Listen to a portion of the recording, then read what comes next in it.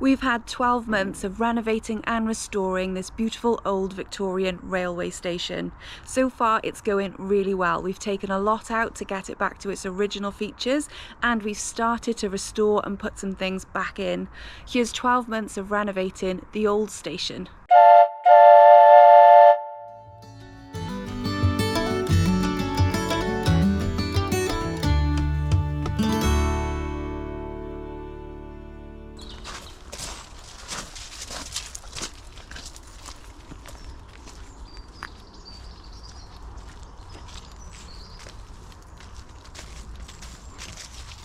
So you might remember that when we cleared the path, we found that there was something under the driveway next to the path.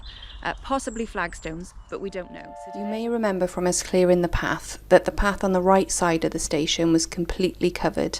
We had to dig it out, and we didn't even know that this side of the path was symmetrical with the other side until we dug all the earth away. As we were clearing, we could hear the shovel scraping on something, so we decided to have a look. We could see some kind of stone under there, and it looked really old. So today we're going to dig this up and see what's under there.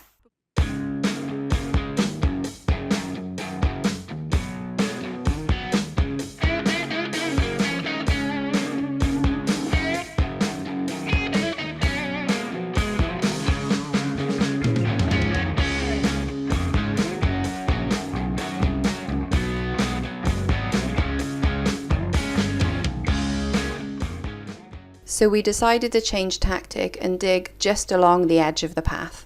But first, Winston's ball got stuck on the roof, so we decided to go and get it.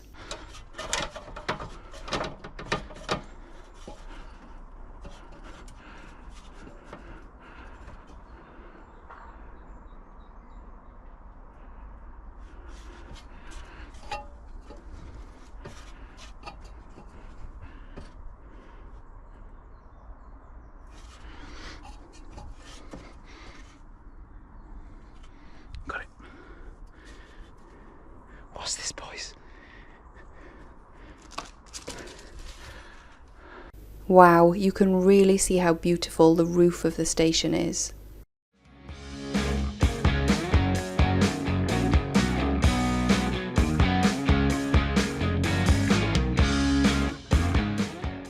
Let's take a proper look at what we uncovered when we dug up the driveway next to the path at the front of the old station. We found these amazing slabs that look really old. They run along the full length of the path at the front of the station. They have been attacked by some tree roots, but most of them are in really good condition. They look very similar to the slabs used for the railway platforms, but each slab is about half the width and length of the railway platform slabs. Our plan was to cut down all of the bushes along the driveway in one day. Let's see how we got on. If you look here, you can just about see that wall at the edge of the driveway. Gil cutting them down and me piling them up ready for recycling. With, of course, us taking some time out to play with Buddy and Winston. We did eventually start to make some progress and get a bit further down the driveway. You can see here the way the old vines and brambles are all intertwined with the bushes. I've jumped down to the driveway and I'm just looking up at the trees, and behind the palm tree, that's where you can see that little platform or balcony area completely covered in ivy.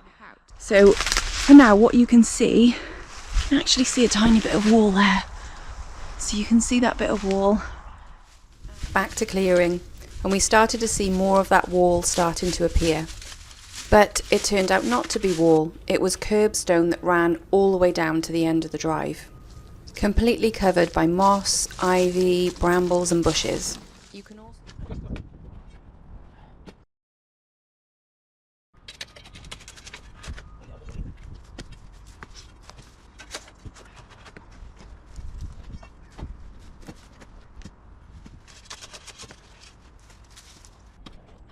Another slab had to come up so they could cut the roots under that slab.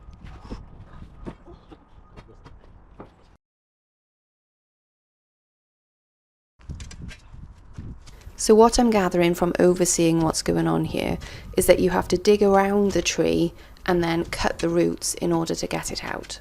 This tree has quite big roots, so there's quite a lot to cut through.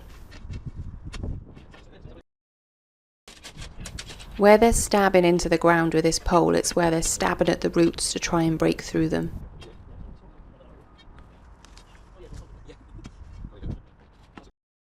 It's moving at last. They managed to get some leverage on it and pull the stump out. This may seem like a lot of work, but it didn't actually take them too long, around 45 minutes. An inexpensive way to get a big tree stump out of the ground. Exactly what we needed. The tree stumps are gone. How amazing is that? Plus, we removed them by hand with no huge machinery. Someone told me that wouldn't be possible, but actually it was, and it didn't even take that much time. So what we can see is the ceiling is now on the floor, there's wires hanging down and there's insulation hanging down from the roof space. Not quite what I had in mind when I said I wanted to envision what the space might look like. The video I took in the morning was only 3 hours before this happened. If you look back at that video, there's no indication that the ceiling is going to fall through. It's not bowing, there's no water dripping. This happened all of a sudden but must have been building up for some time. If you look up, you can see a pipe which seems to be poking out of the attic. And in fact, it is poking out of the attic. It's the overflow pipe from the water system. The boards look quite wet still. Don't worry, I'm not standing on any wet boards, I'm well out of the way. But then if we look over here and I just put the camera over there, you can see where the ceiling is caved in and there's still loads of junk on top of it. So we're gonna have to get this junk moved really quickly. This was a real solid piece of wood. Not sure what it was used for, but Gil could barely lift it. We did manage to get it down the stairs, and yes, I absolutely did help with that.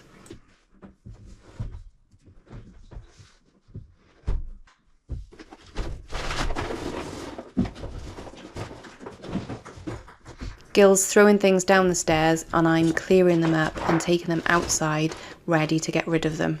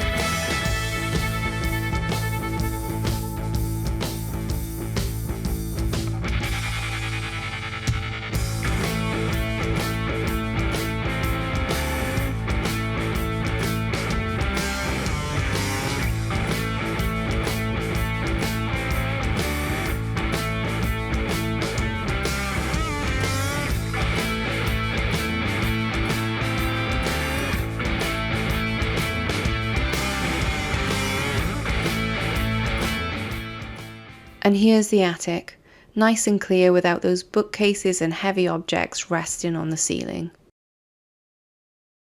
You can also see those beautiful Victorian railway windows a lot more clearly. I can't wait to restore these.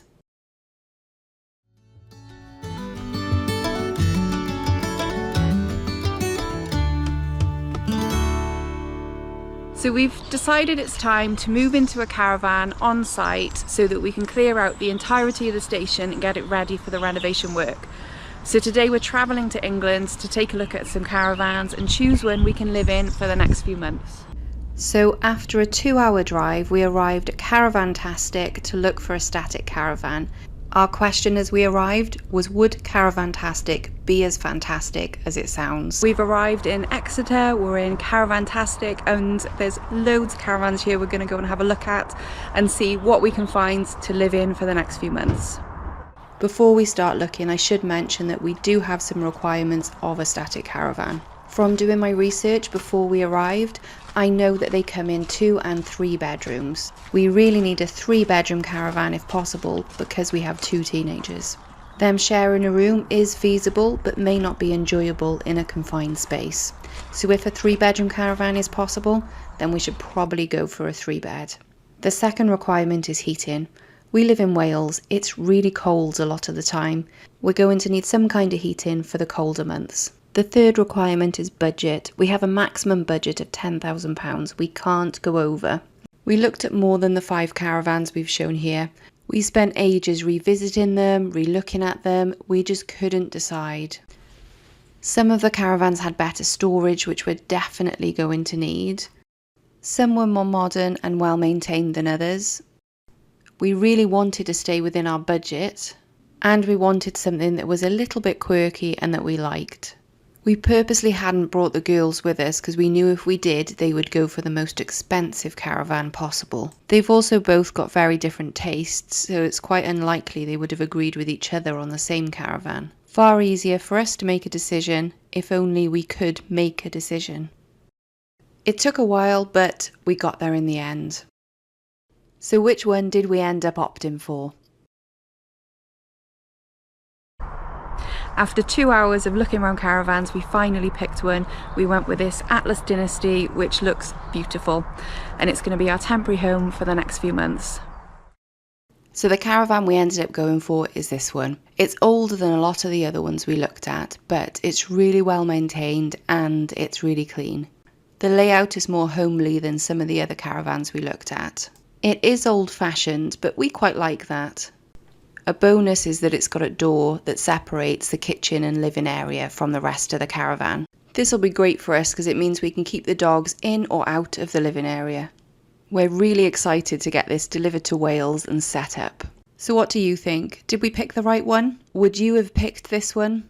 So our caravan shopping trip was a success. We bought an Atlas Dynasty that was made in 2005. It's 37 foot long and 12 foot wide. It's used, but it's in really good condition. It was a little above our budget, but the lovely people at Caravantastic are going to deliver it for free, so that's going to save us. We've got loads of work to do before the caravan arrives at the old station, ready for us to move in so we can get more work done here. We need to make the driveway wider and we need to move a load of bricks from a wall that fell down that'll be in the way to get it round to the back of the station. We got rid of a lot of the loose bricks first from the part of the wall that had fallen down. It's 20p on there.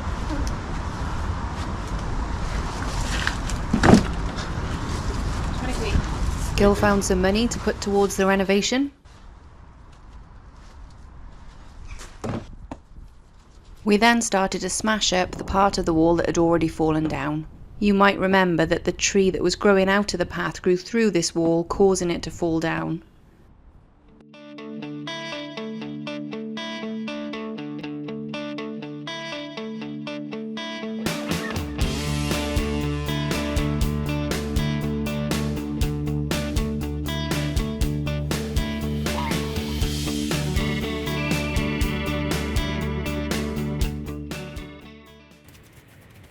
We moved all of the bricks from the wall that came down and we finished laying the slabs.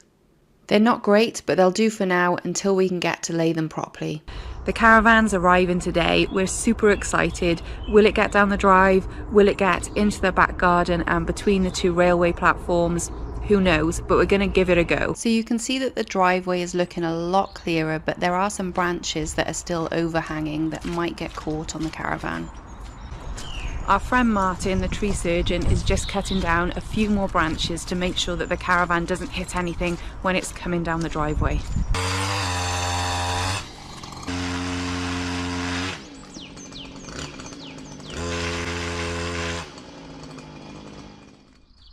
There's still loads of mud, but it's an absolutely beautiful day. How lucky are we?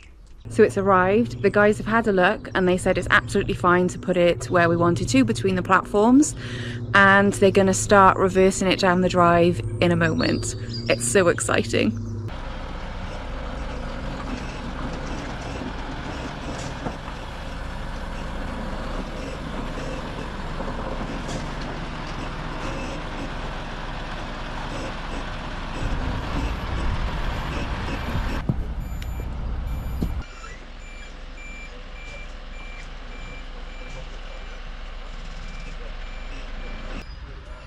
Now to get it past the station. It's so close to the building, there's really not much room at all.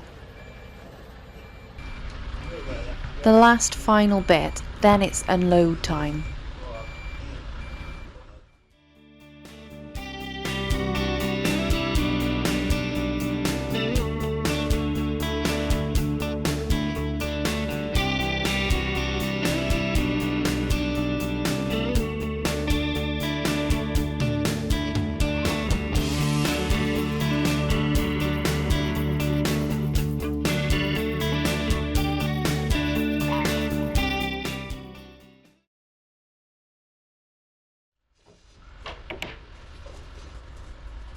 Everything is now ready to get the caravan off the truck. They start to lower it off.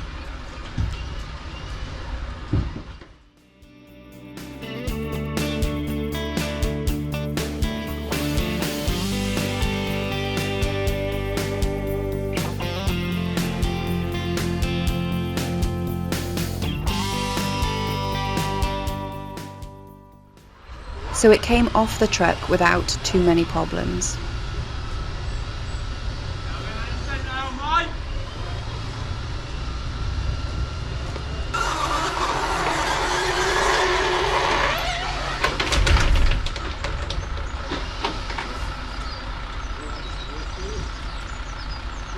And the guys brought in the 4x4 to manoeuvre the caravan into place. They hooked it up and they were ready to go.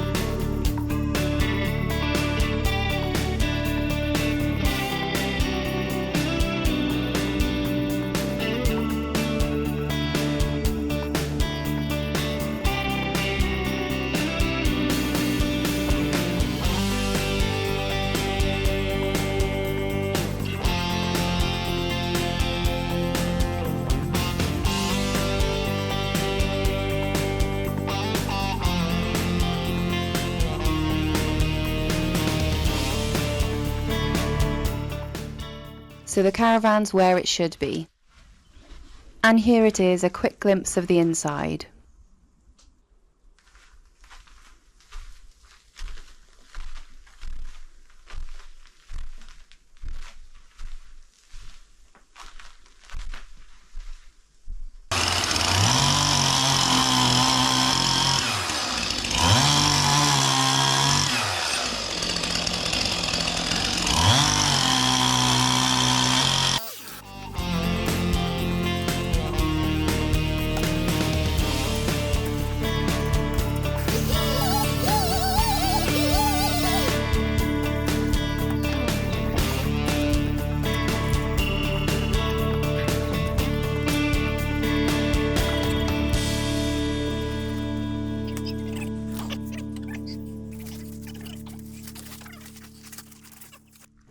So this is what it looks like now, a big hole in the garden full of water. We will need to dig out those remaining roots at some point.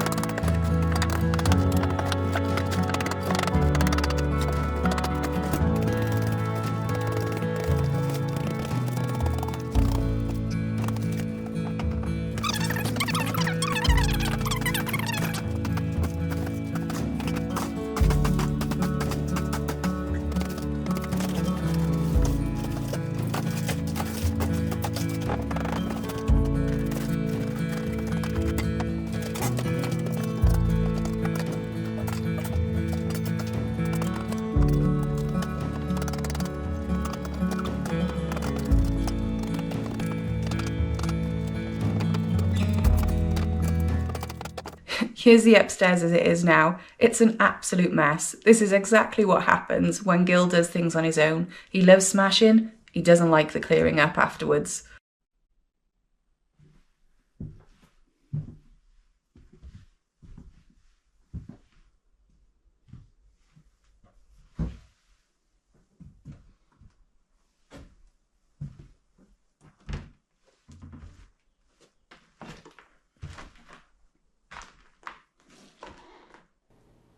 Well, this is certainly not usable anymore.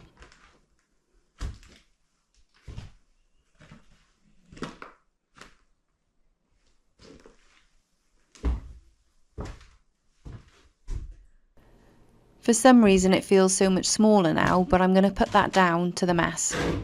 When it's cleared up, I'm sure it will feel a lot bigger. We found out last week that the old station's sewage system is over 100 years old. That's caused just a few poop problems. Come and take a look. So first off, we have actually finished some work getting the caravan wired and plumbed in, and that's how we found out we had a sewage problem.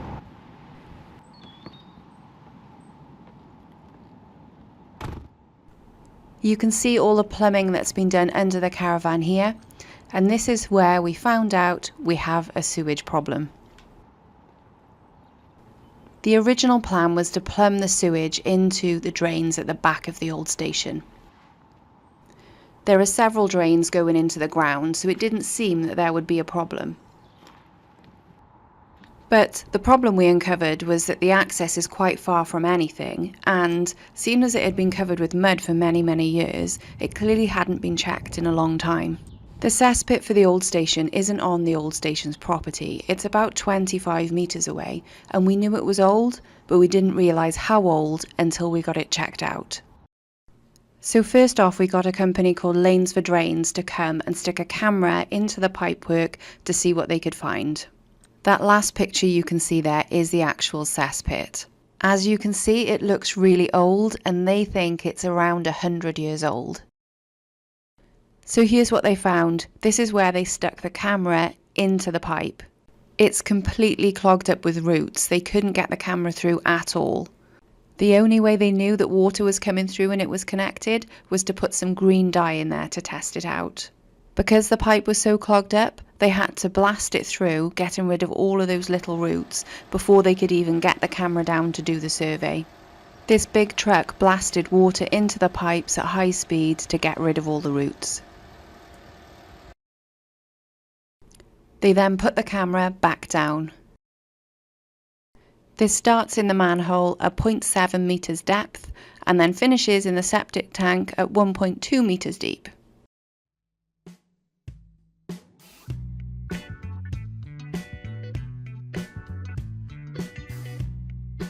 This is actually closer to 30 metres than the 25 I thought it was. I know what you're thinking, come out the other end, come out the other end. Unfortunately, the camera ran out of length, but you can just about see the light where the cesspit is.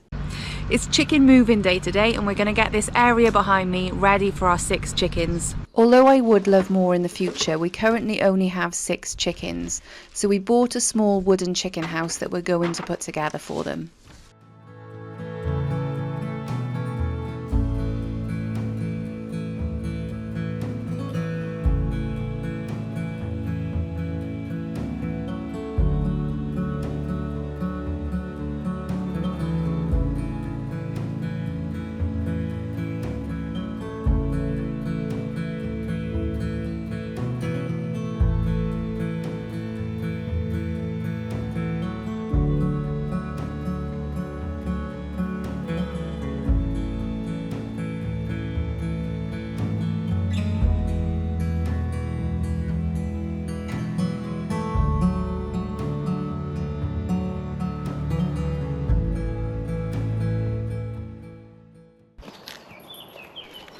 All built, that was surprisingly easy.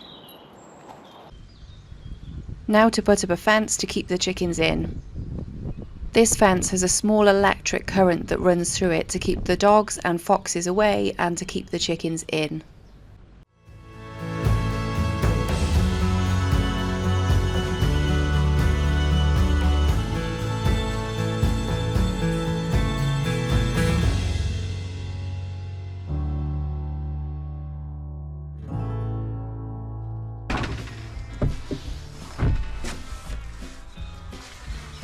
and pop some hay in for the chickens in the nesting boxes.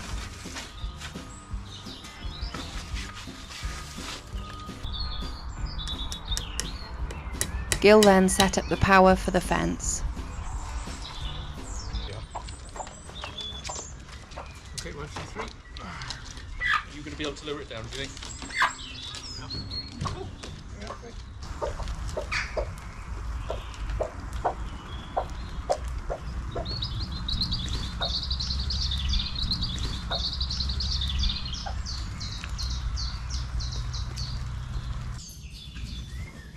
After a night in the chicken house, they took a little while to make their way out.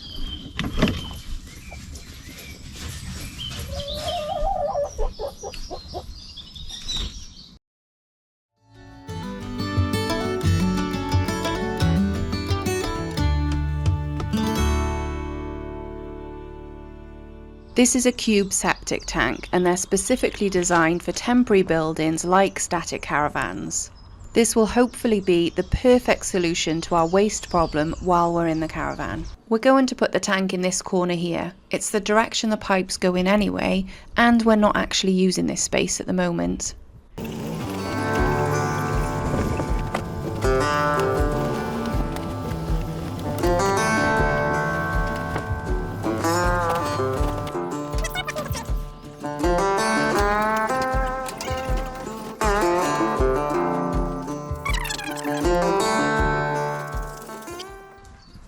I'm a bit of a weakling. 2 guys could have carried this from the front of the station round to the back with no problem. Gil sprayed a line around the tank so we knew exactly the size and where to dig.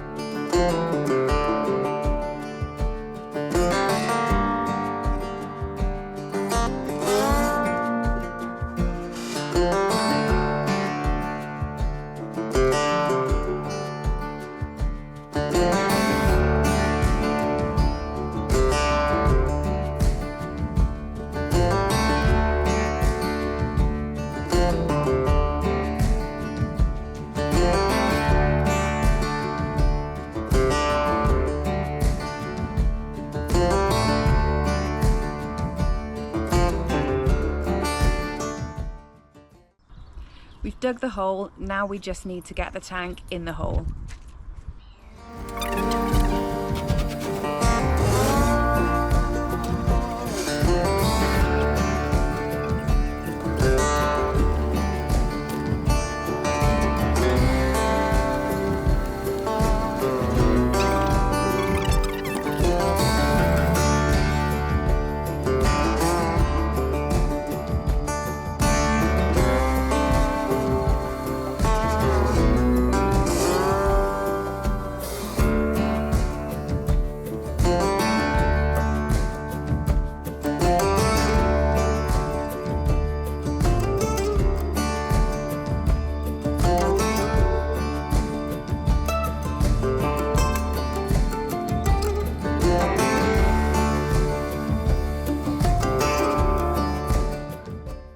But he decided the leftover material was perfect for a dog bed.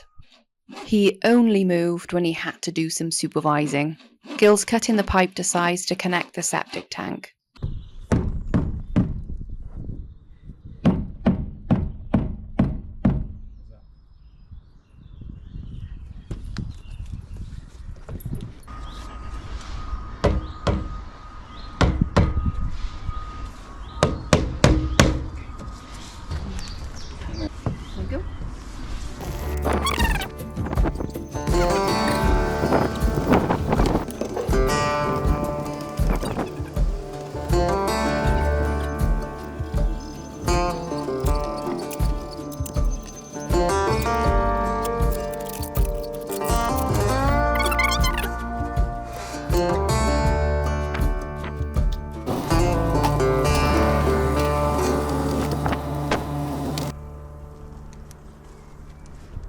So it's looking fairly good. There's still quite a bit to do in this side garden, and there's still some earth to put back and some roots to clear, but it's looking a lot better than it was, and it's working, and that's the main thing.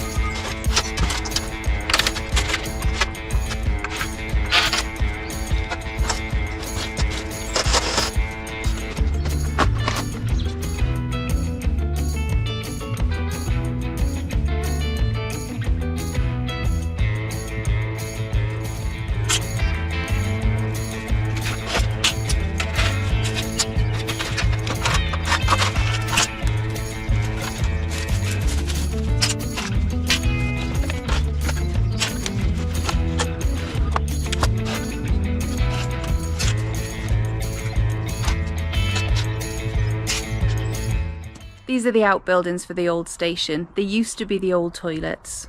There's some type of tree or bush growing up the side and out the top, so today we're going to take that out.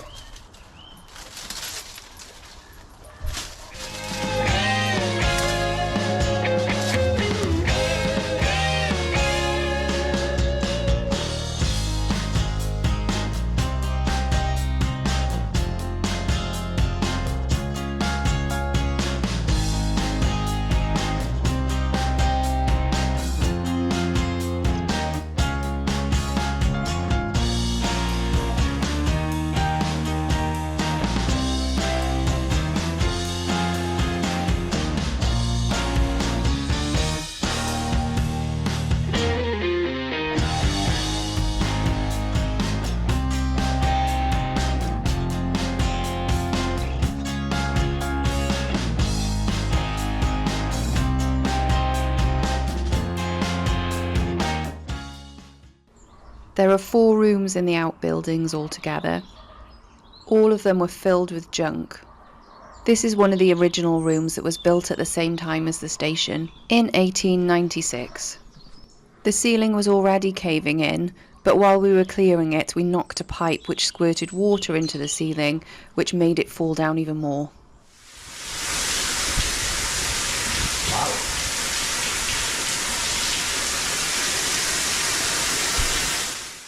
This is one of the other outbuildings. This is a newer addition added in around the 1980s. You can see it's built of breeze block, but it's attached to the original red brick outbuilding. These outbuildings have really not been well maintained and plants are invading everywhere. The great thing though is that they're really big and we'll be able to turn them into something special.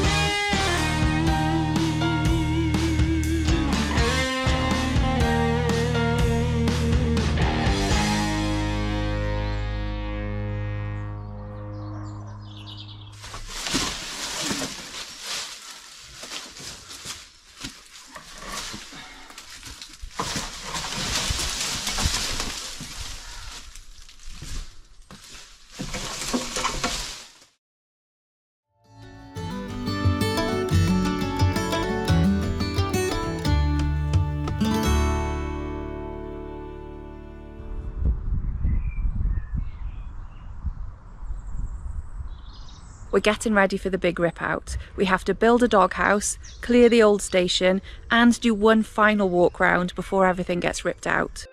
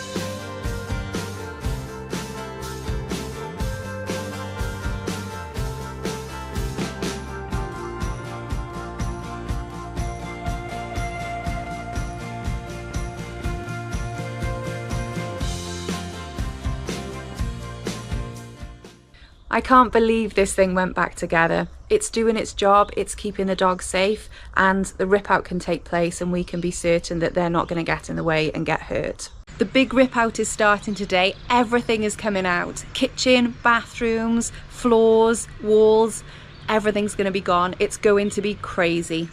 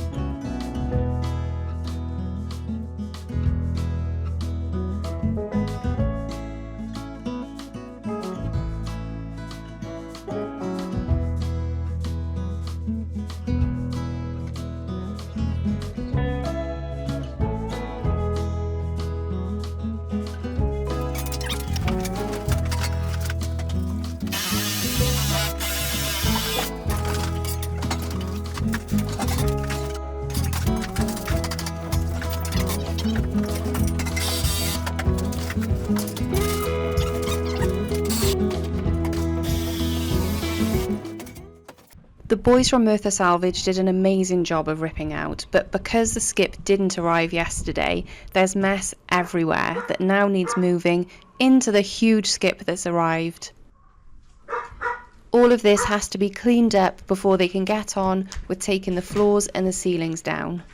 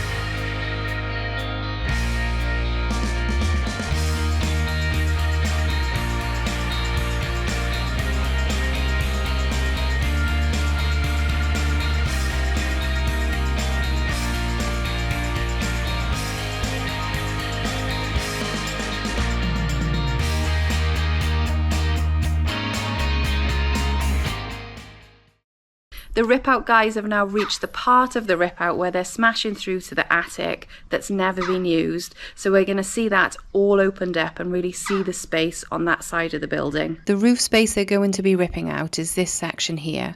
It's a space that's never been used. To start off, I set up the camera in this middle section here. This is what it looks like now. Then I moved the camera to here. The floor is higher here. This was the original attic space in the old station. There's an original chest of drawers stored up here, and don't worry, yes, we are keeping it. The guys are starting by knocking through at the top of the stairs.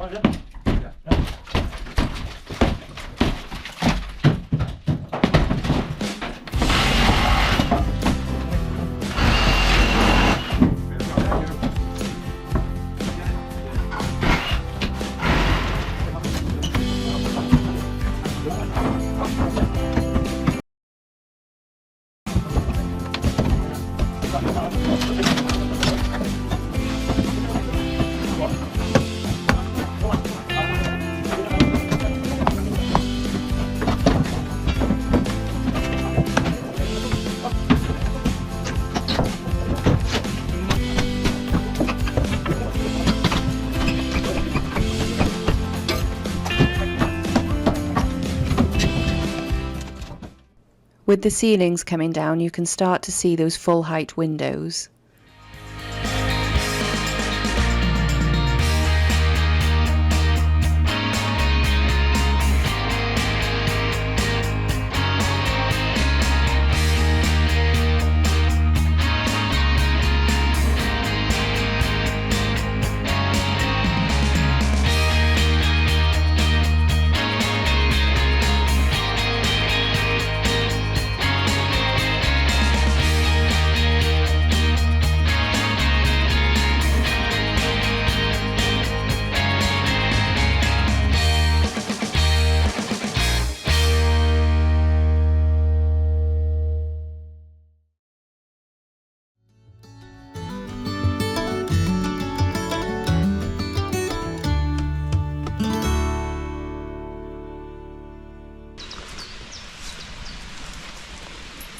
Today we're going to get started on the bridge garden, which is behind these bushes.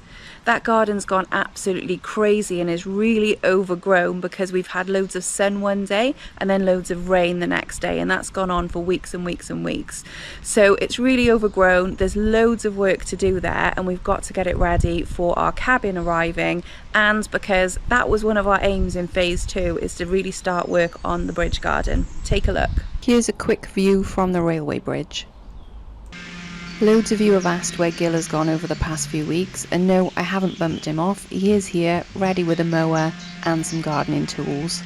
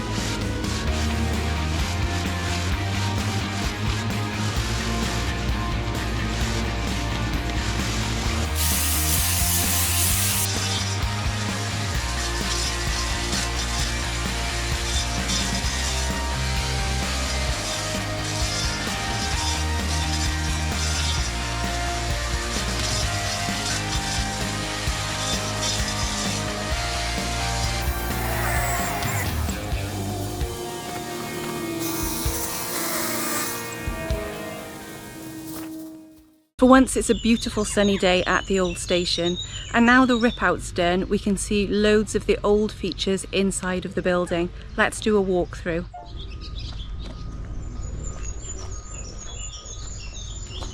Through the canopy area and into the room at the centre of the station.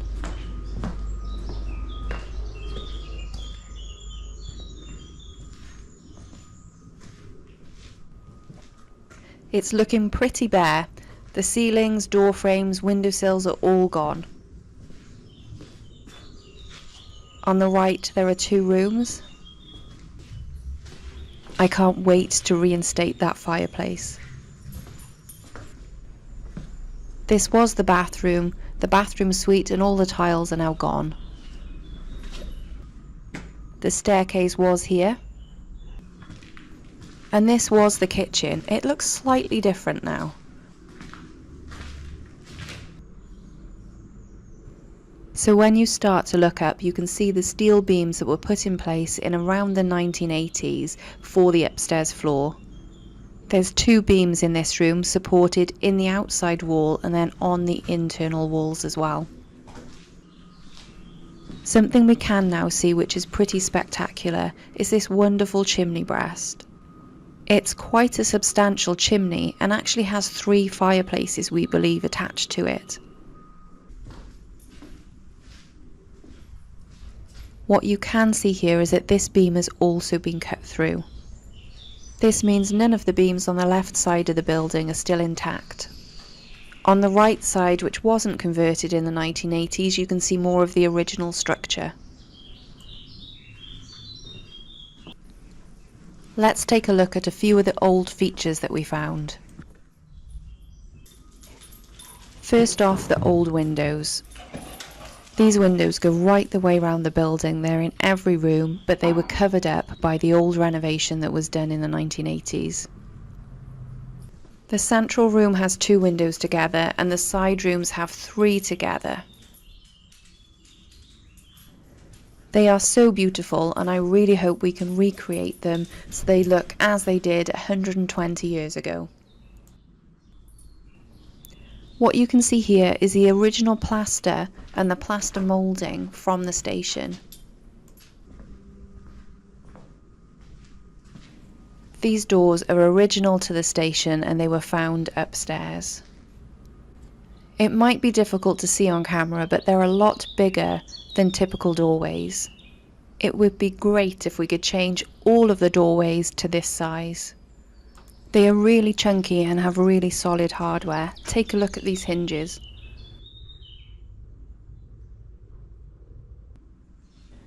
One last find, which you may have seen before. So here is the chest of drawers that we found in the attic space. It was in the attic space that was really hard to get to, and we believe it's original to the old station. This is what the old station will eventually look like. Much of the main body of the building will stay the same, but we're going to join the outbuildings up with the main station.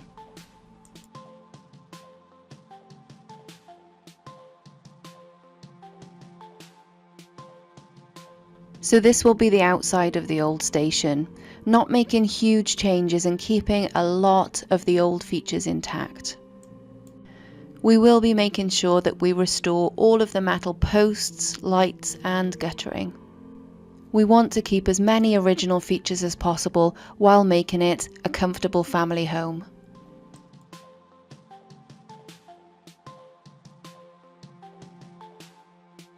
Let's take a look at the plans for the inside. So this will be the layout of the inside. The front door is here. It will lead you into one big open room. This room is going to have a full height ceiling right from the ground floor up to the roof. The staircase is in the corner of the room here and will wind round and up. On the left hand side of the entrance hall, there's a study, or the station master's room as we're going to continue to call it, and a living room. We would like both of these rooms to be like stepping back into Victorian times. They both have fireplaces, and we plan to look at Victorian decoration and get some Victorian furniture. On the right hand side of the entrance hall is a kitchen diner.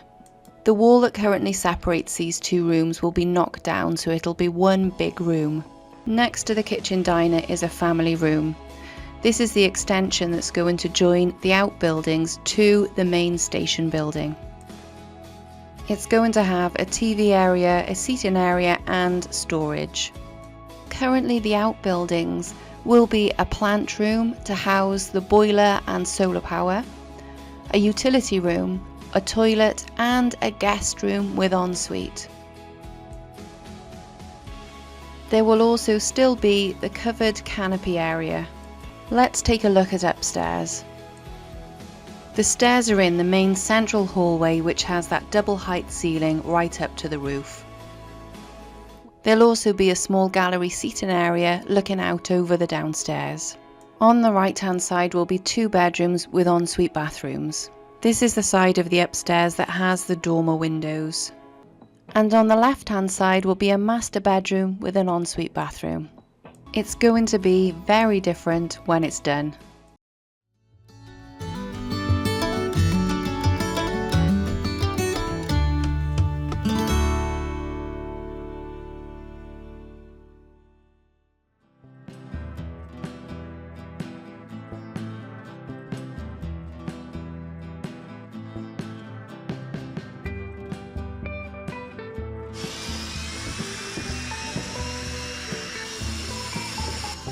The dust was absolutely insane. I don't know how these guys do it day in, day out.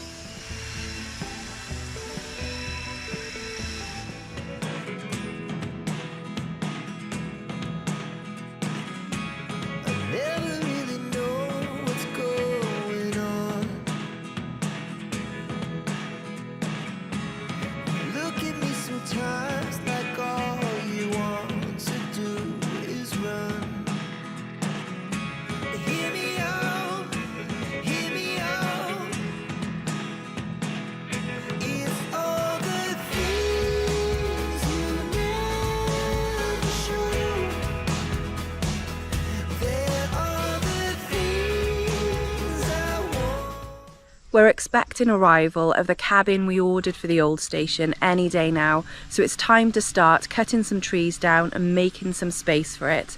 It's going to sit between the railway platforms and it's quite big, so there's quite a lot to clear. The cabin is going to go here, right between the railway platforms. Currently it's really overgrown and we need to cut some trees and bushes back to make room for it.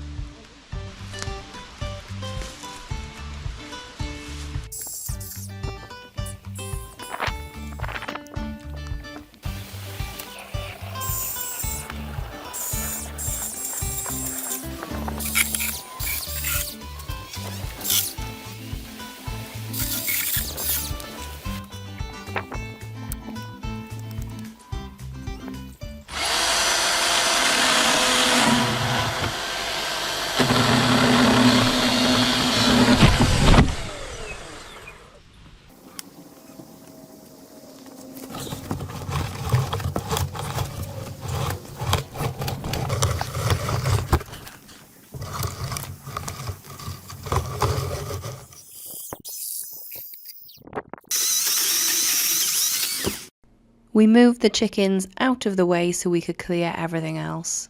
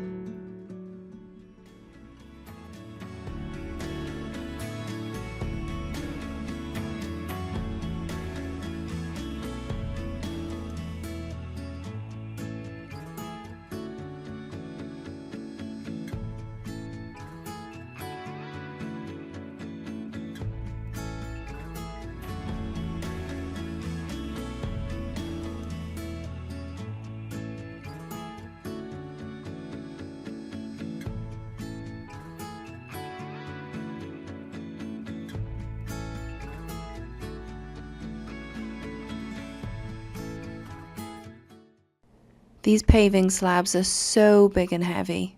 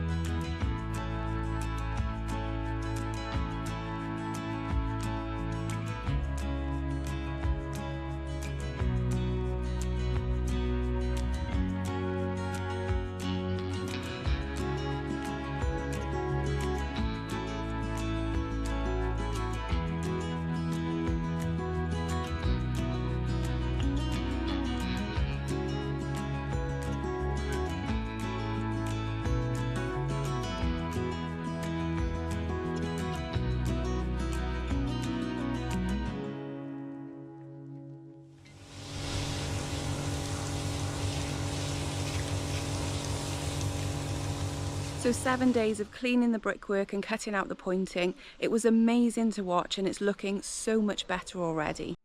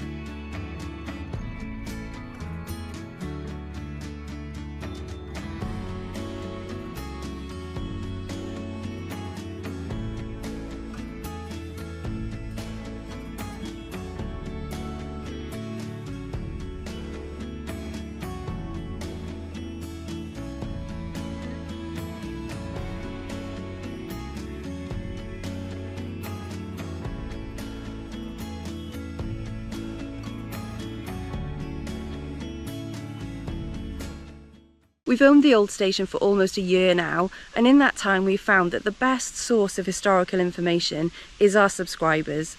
You've sent us lots of little bits of information and photos of the history of the station, so we've put all of those together from the earliest point right up until now, including some surprise finds that you knew about. Here it is. Here's the oldest photo we have of the old station. I absolutely love this photo.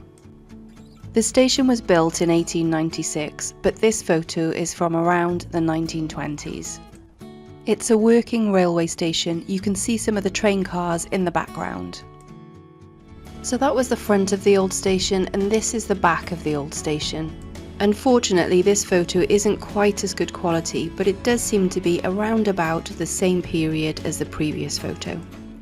This photo is from the same time. You can see the station with the old canopy area, a metal bridge going between the platforms with a steam train in the middle. This is a better photo of the metal railway bridge with the steam train coming underneath it.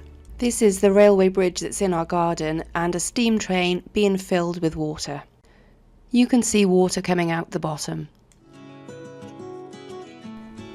This photo's next. The paintwork is now green, the chimneys are the same, but you can see the canopy is starting to be taken apart. The next photo is 1962 when the tracks are being taken up. The station is starting to look unkempt and overgrown by this point. In 1963, the building on the other side of the platform started to be used to fix cars. By 1976, a few other buildings have popped up. We were lucky enough to be sent a series of photos from 1983. There's no canopy, the chimneys are intact, and the outbuildings haven't yet been extended. Between the platforms and the rail yard is a bit of a mess. The bridge looks good though, and you can still see that other bridge beyond it.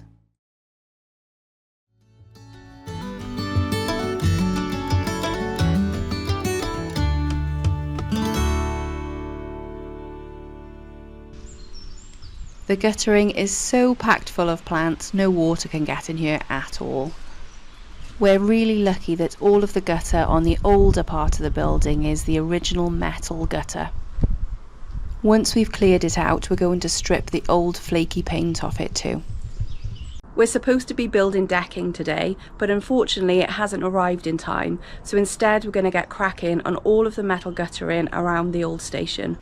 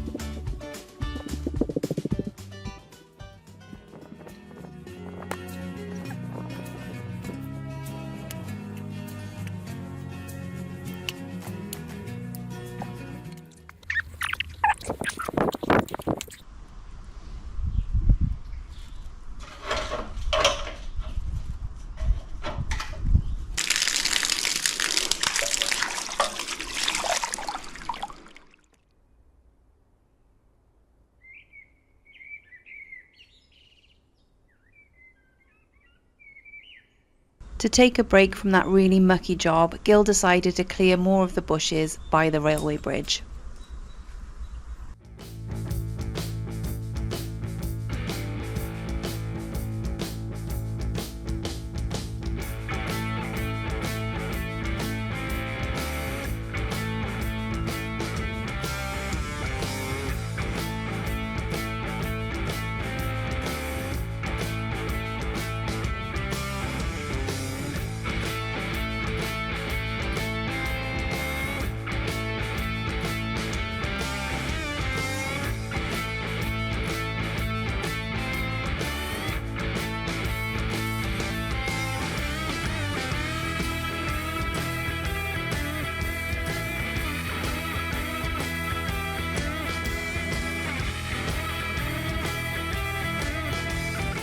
Well, all the metal guttering is now clear, which means we can start getting that really old paint off it and start restoring it. We've also cleared up to the track bed, which means that we can start getting into the track bed and clearing there and seeing what we find. I'm really looking forward to that. Today we're going to do something really fun. We're going to start clearing between the railway platforms. It's usually full of water down there, but because we've had some good weather, it's dry as a bone, so it's a good time to get down there and get clearing. This is the track bed currently between the two platforms. It's hugely overgrown. You can see mud at the bottom, but a few weeks ago that was filled with water. We're going to walk down there first to take a look. Telling you about that I saw down here.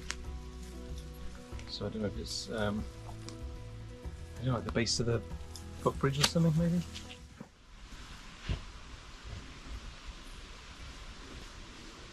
So this can is Diet Virgin Cola. Do you remember Virgin Cola? No. You don't remember Virgin Cola? No. Do you? How old is that? Is your foot stuck?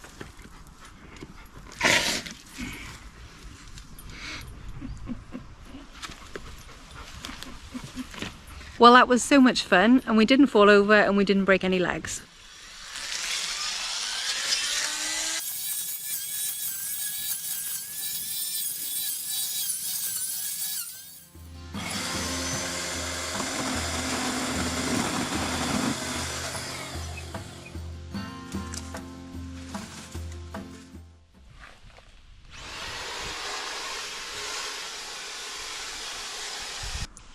Gil's finished clearing all of the plants that were in the track bed. There's still loads to clear down there, but you can get a better idea of what it looks like now and what we've got to work with in between the two platforms.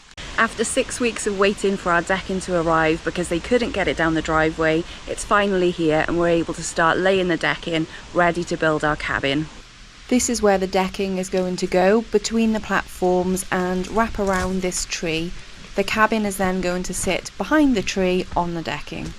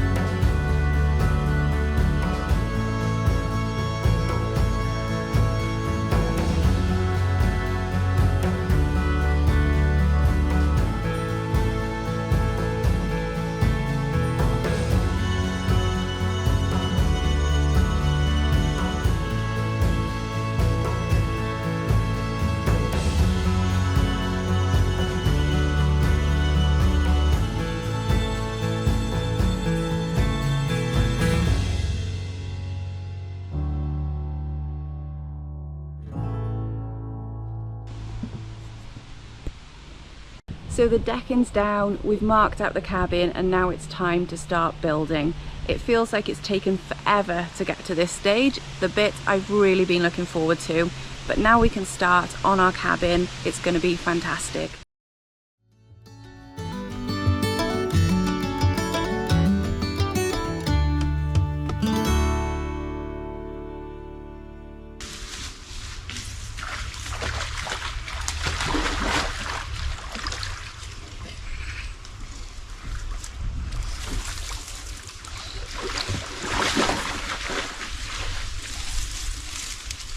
It's 5:30 p.m. We've only got about an hour and a half of light left, but we're so excited to get started on this cabin. We're going to get building now. I'm on instructions and Gil is on carrying, bashing and screwing things together. We've had one of these cabins before, but it was a lot smaller, so this one is going to take a lot more work to put together.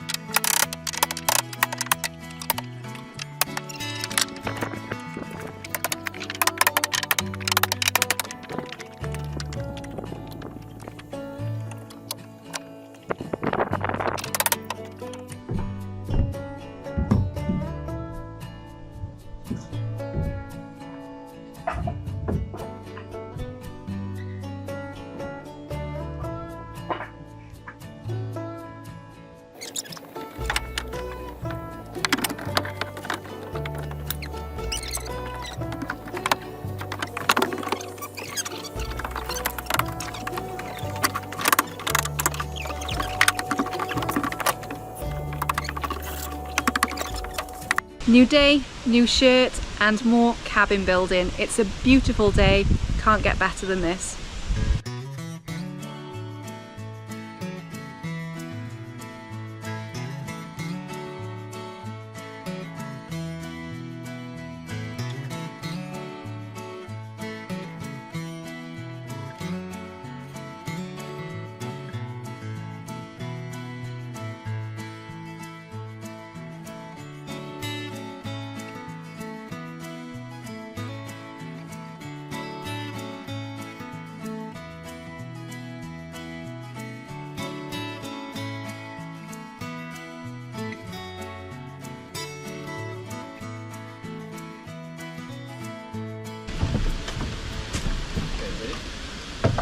I need a ladder.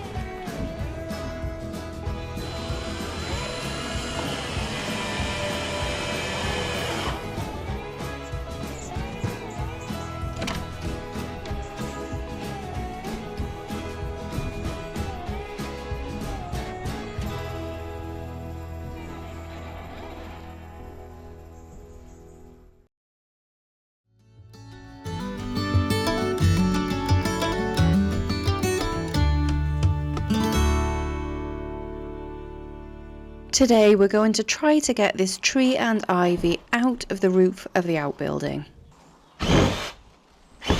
Gil got himself a new Ryobi saw to do this, which he's quite happy about.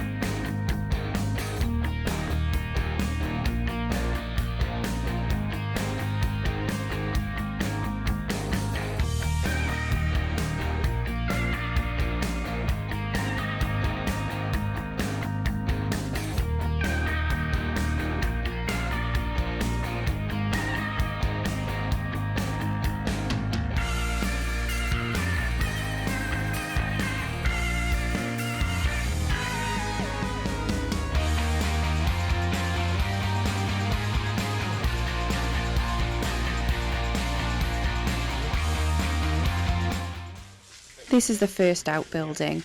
Underneath all this mud are some Victorian tiles, so we're going to clean them off.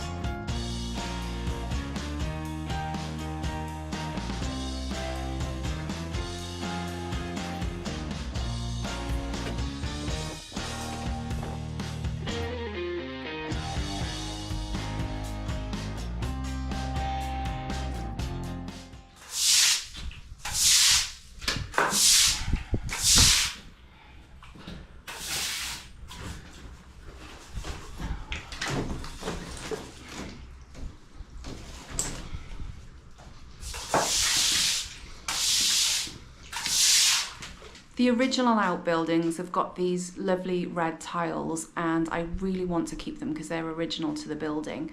I was thinking should we take them up, but having cleaned them off, they're really solid, so I think we should probably try and work around them and leave them where they are.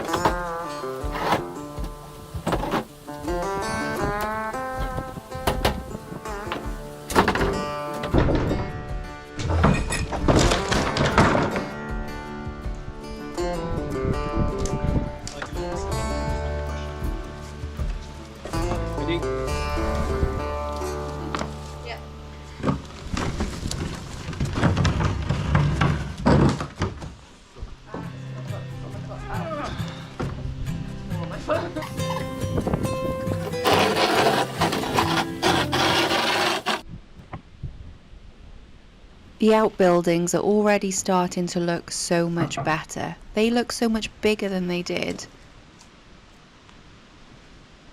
We're due to have loads of rain this week, so our focus is on working on the cabin roof and getting that finished before the rain comes.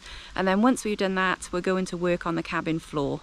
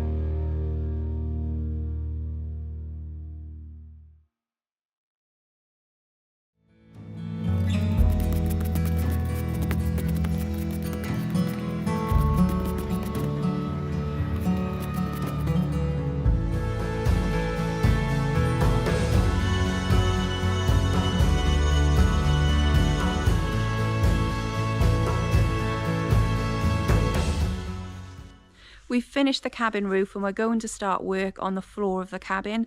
It's a pine floor that we're going to stain a dark colour to be in keeping with the Victorian station.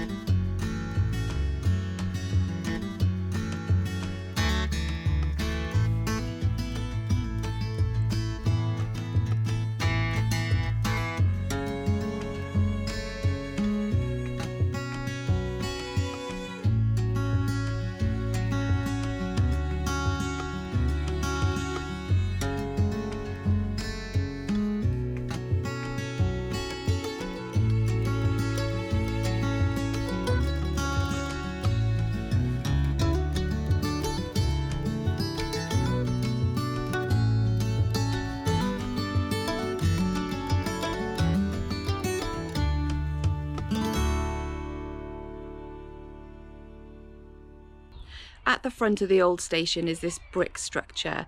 It's about 4 or 5 red bricks high, and then there's paving slabs over the top. We've never really been able to work out what it is or what it's there for, so today we're going to dismantle it and see what it is.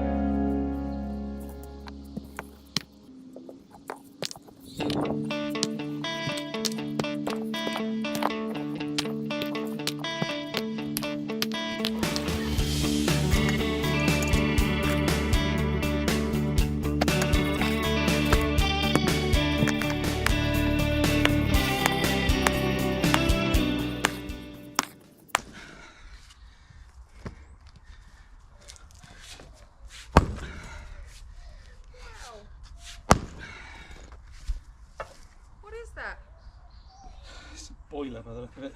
A boiler? Why would there be a boiler there?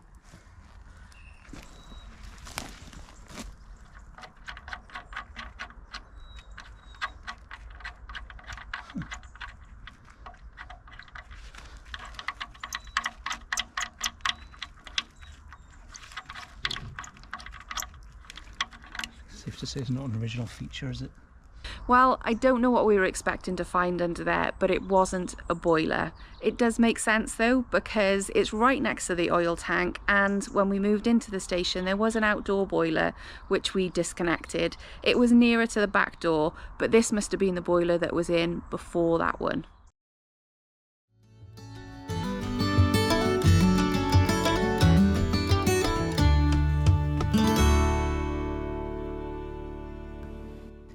Currently there are huge wooden trusses holding the roof up. They are really beautiful, but if we keep them they won't allow us to put rooms upstairs. This has been a really exciting week at the old station. The weather is absolutely horrible, but we had our builder, our architect, the steel guy and the joiner all come together and look at next steps and what we need to do in the old station. Here's what they said. Upstairs in the old station is going to look like this eventually.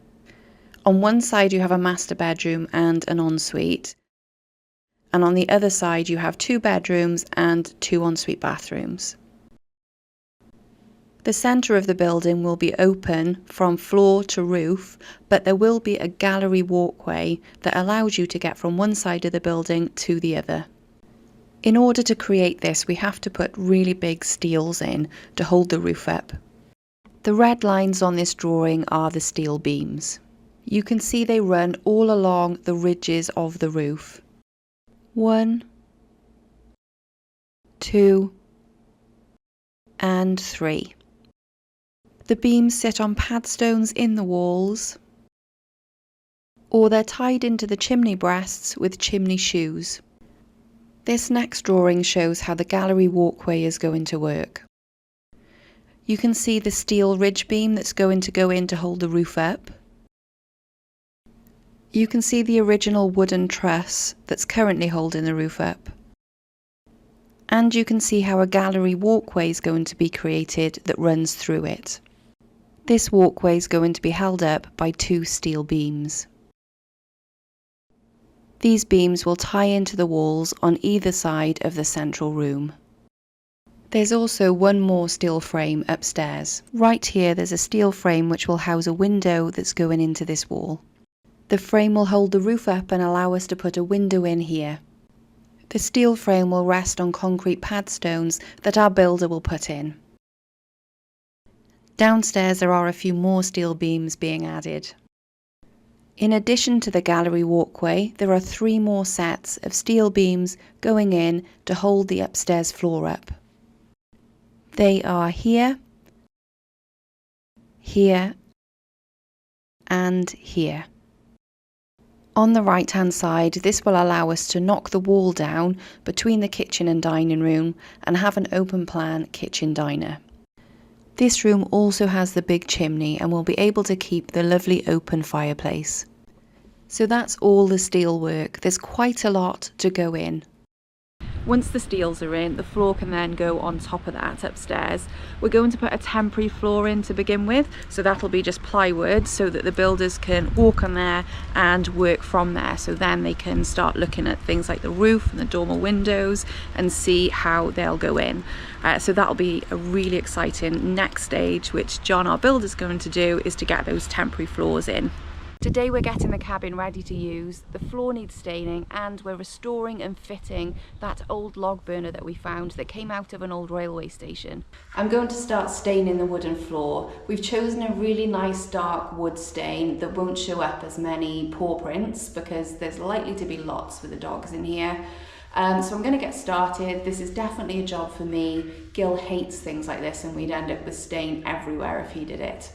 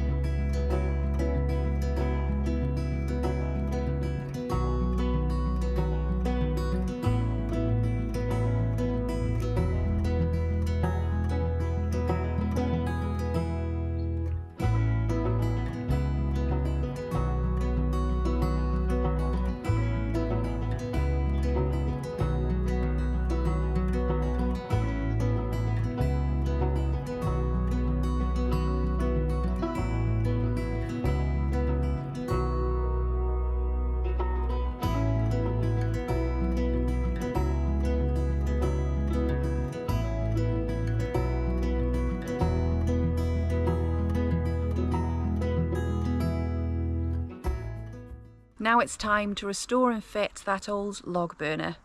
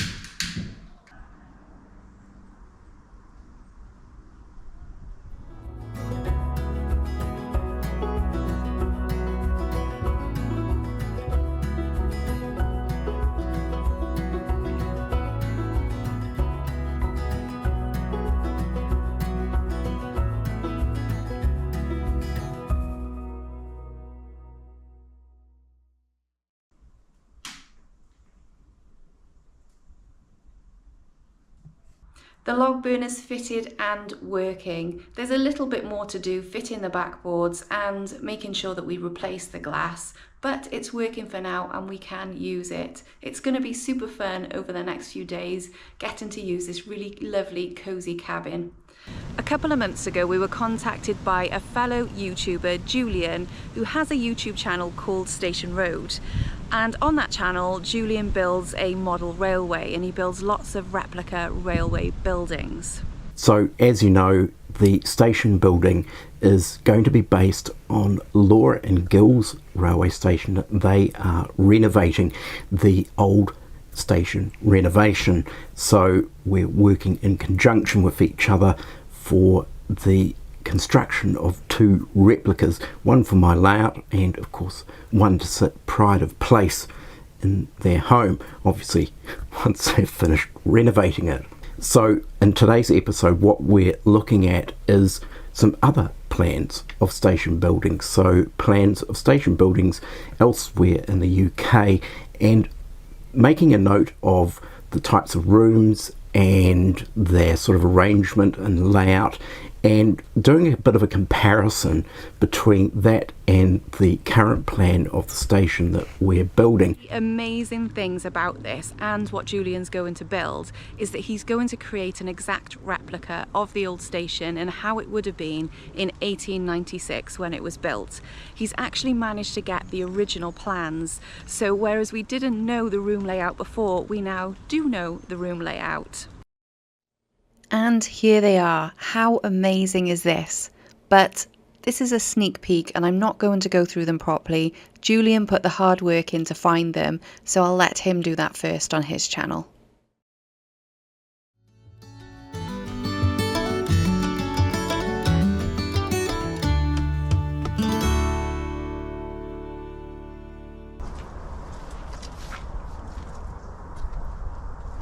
We were away for a couple of days and it just happened to be at the same time that a big storm went through Wales. We weren't planning to be away during the storm, but if we had have been here, we definitely wouldn't have wanted to be staying in the caravan. It would have been really scary with that storm going on all around us. When we've come back, a couple of trees have come down in the gardens. Let's go take a look. Wow, there's some pretty big trees down here.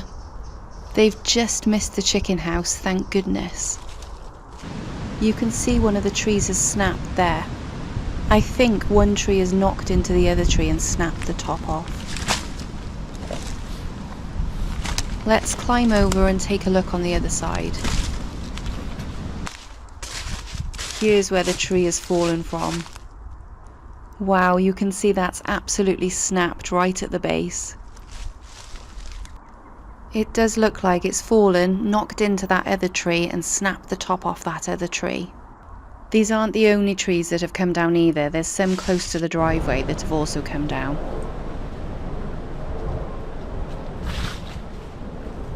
I think we're going to need to take down quite a few of these to make sure they're safe fairly quickly. So we're going to get our friend Martin, who's a tree surgeon, to come and take a look.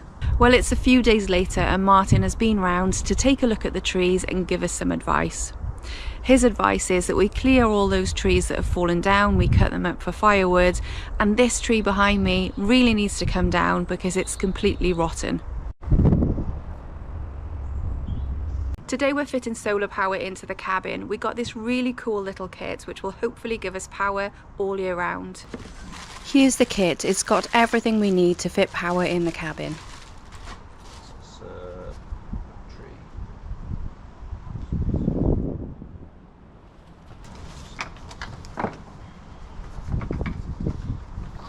These solar panels look really cool. They're really big and really sturdy. They should be able to capture a good amount of sunlight, especially in the summer. Here's the kit. It's the eco-worthy complete off-grid solar kit. It includes 2 solar panels, a battery, an inverter and a control panel. Everything's also included to fit it all together, so we don't need to buy anything else. We chose this kit because it looks easy to fit and it can power lights for the cabin. It's also powerful enough to power a TV, laptop and fridge if we want those in the future.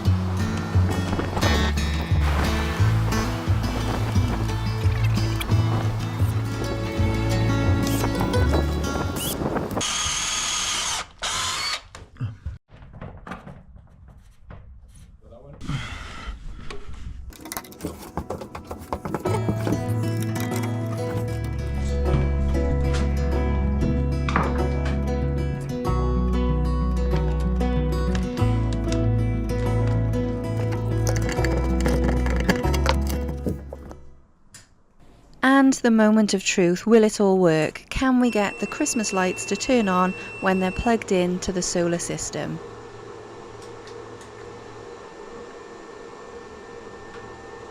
Woohoo! They did work, and that was absolutely easy to fit. We'll shortly be starting work on phase 3 at the old station. We've done a lot in phase 2, but phase 3 is going to be where we really start working on the building. Here's what we've done in phase 2 and what we've got planned for phase 3. In April, we set out some goals that we wanted to achieve in phase 2 of renovating the old station. 6 months on, some of them we've done and some of them we haven't. Here's a look at what we planned and what we've achieved. There are 5 big things we're focusing on in phase 2, and the first one is an amazing one: the new plans for the old station. We had plans drawn up and signed off, and we had visuals created of the outside so we could really see what the old station would look like.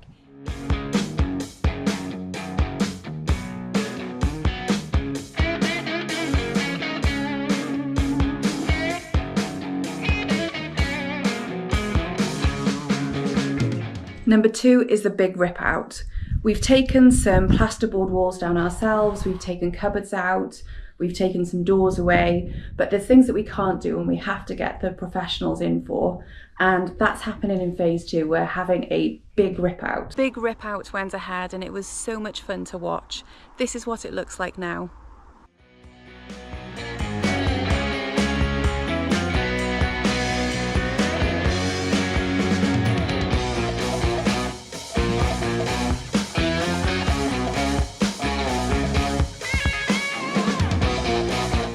Also the outbuildings. We've taken so much junk out of these outbuildings, but there's still loads and loads left. When they come to do the rip out, they're going to take all of that away as well.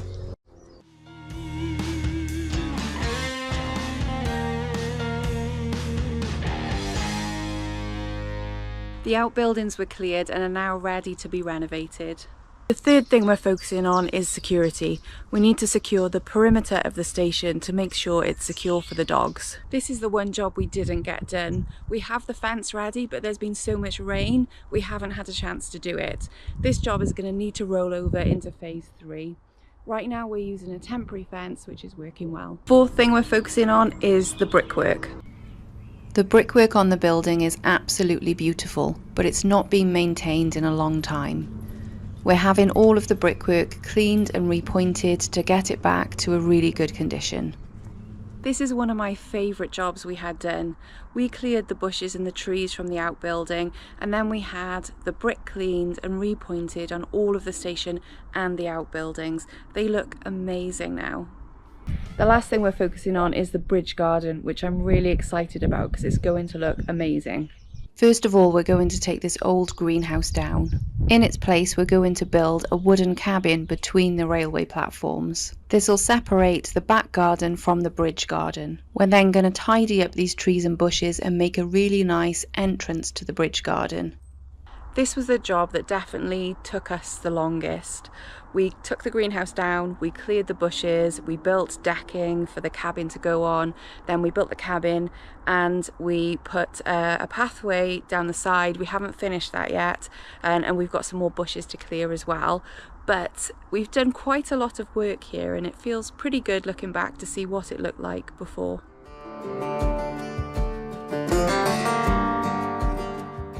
So we're pretty much done with what we can do in phase 2 for now. It's taken us 6 months, which was a little bit longer than we planned, but we've made good progress and we're ready to start thinking about phase 3, and we're planning with our builder and our architect what comes next. So I've set out 5 goals for phase 3 that we want to achieve. Goal 1 is get the steels in. On the inside of the building, we need to put steels in to hold the roof up. There are steels already there, but they're in the wrong place. These were put in the 1980s, and they cross over the lovely Victorian windows and don't allow for much head height upstairs when the floors are laid on top of them. We, and when I say we, I do mean our builder, are going to take these steels out and put new steels in that run between the upper and the lower window. This will allow us to keep the top windows visible upstairs and have a good amount of head height. The central room of the station isn't going to have an upstairs, so you'll be able to get the full height of the windows there and see the top and the lower windows all together as they would have been. Getting the steels in is a huge job and everything else relies on it, so I can't wait to get that one done. Goal 2 are the windows. There's 29 of them altogether, so quite a few to consider. We're not 100% sure what we're doing with the windows right away. The ultimate goal is to replace them with wooden sash windows and have stained glass at the top. We want to replicate the original wooden surrounds to create them exactly as they would have been. But this is going to be expensive, particularly as there's so many windows, so we might not be able to replace them all right away. So goal 2 is to make a decision on the windows, replace those that we can and have a plan for those that we can't replace right now. Goal 3 is the roof. We are really fortunate that the roof doesn't need replacing. It's beautiful Welsh slate and we're so relieved that it only needs patching and not a full roof replacement. We also have 2 large dormer windows going in on the back and the side of the building. Putting these in will actually free up some slates to patch the rest of the roof. Goal 4 are the floors inside that will create the bedrooms upstairs. With the steels in place, we'll be able to add the floors to both sides of the building to create the bedrooms. And goal 5 is the barge board and the wood on the outside of the building. All of the woodwork on the outside of the building needs replacing. There's 4 of these and they're huge, and then there's also all of the barge board that goes around the outside. We want to replace it all in a colour that's in keeping with the original station. I think when this is done, the outside is going to look so different. Phase 3 will be all about work on the old station building. We're just arranging dates and discussing with our builder what should come first. Well, 2024 has been so much fun, but 2025 is going to be immense. We've got so much to do. We need to get the floors in, we need to get the steels to hold the roof up, and that's even before we think about any plumbing or heating or electrics that need to go in. We've also then got to think about all of the restoration we want to do, so getting the windows and the doors and the metalwork back to its original form and getting this old Victorian station looking like it used to in 1896. Subscribe to us at the Old Station Renovation to see our journey in 2025.